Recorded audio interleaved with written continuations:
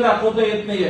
कुठे आमदार निवडून आणता येत नाही, खासदार निवडून आणता येत नाही, नगरसेवक निवडून आणता येत नाही, आपल्या मुळगावची ग्रामपंचायत निवडून आणता येत नाही. आपलं राजकीय यश कुठेही आपल्याला सिद्ध करता आलं नाही.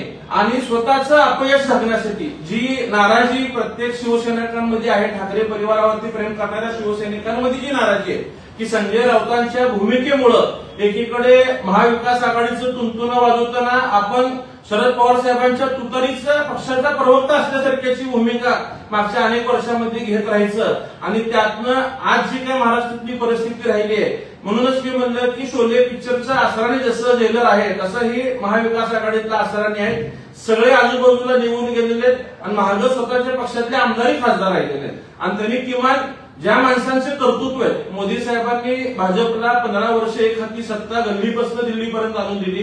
अमित भाईंच्या माध्यमातून भाजप देशात राज्यात कशा पद्धतीने काम करतोय आणि आपण ज्या जयकुमार गोरे साहेबांवरती बोलतोय ते अपक्ष निवडून येतात आणि त्यानंतर 4 वेळा त्यांच्या मतदारसंघात एकतर्फी निवडून येताना फक्त मतदारसंघापुरतं नाही तर सोलापूर महानगरपालिका असेल, जिल्हा परिषद असेल, माढा असेल, धाराशिव असेल, सांगली, कोल्हापूर, सातारा प्रत्येक ठिकाणी पक्ष आदेश पाळून पक्षाची जबाबदारी दिली आहे ती प्रामाणिकपणे काम करण्याचं काम जयकुमार गोरेंनी केलेलं आहे. त्यामुळे संजय राऊतांनी किमान जयकुमार गोरेंची बराबरी करू नये, त्यांनी आपल्या बूथवरच्या कार्यकर्त्यांशी सामना करावा. दादा यापूर्वी देखील